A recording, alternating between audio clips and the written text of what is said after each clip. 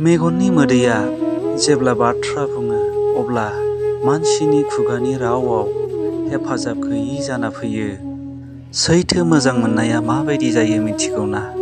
जेब्ला ओंथि गैयियावनो दुखु जायो। बे संसाराव बैबायदि बेक्तिया बांसिन दुखु मोननांगौ जायो, जायहा मानसिखौ बिना सन्देहजों आरो खाना बायदि फोथायो।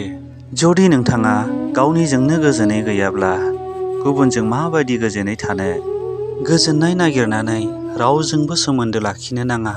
मा मिन्थिगौ, बैबो नोंनिफ्रायसो गोजोननाय नागिरो। बिनिखायनो सिगां गावखौ गोजोनै लाखिनाया गोनांथि। मानसिफ्रा बुङोदि मोजां मानसि नागिरना ला, गाज्रि मानसिनिफ्राय एरखेनानै सोलि। मानोना बाथ्राया जाबाय, सासे मानसिनिफ्राय मोजांखौ सायख'ना लानानै गाज्रिखौ लायाब्लानो जाबाय। गोजोनै थानो खाबु मोननायाव आरोबाव मोजां समखौ नेनानै लाब गैया। थांना थासान्दियाव गासैबो जोबनायसिम गोजोननायखौ हास्थायनो नांगौ। इसे गावनि थाखायबो सम होनानै गावखौनो साननानै नाय। गासैबो जिउनि दुखुफोरनि गेजेरावबो गोजोनखौ नागिरना मोनगोन। जुदि नोंथांमोना भिडिअखौ नायनानै मोजां मोनबाय, बिदिब्ला मोनसे लाइक खालामदो, लोगोफोरनो शेयार खालामदो आरो चेनेलखौ साबस्क्राइब खालामदो। गोजोन्थों।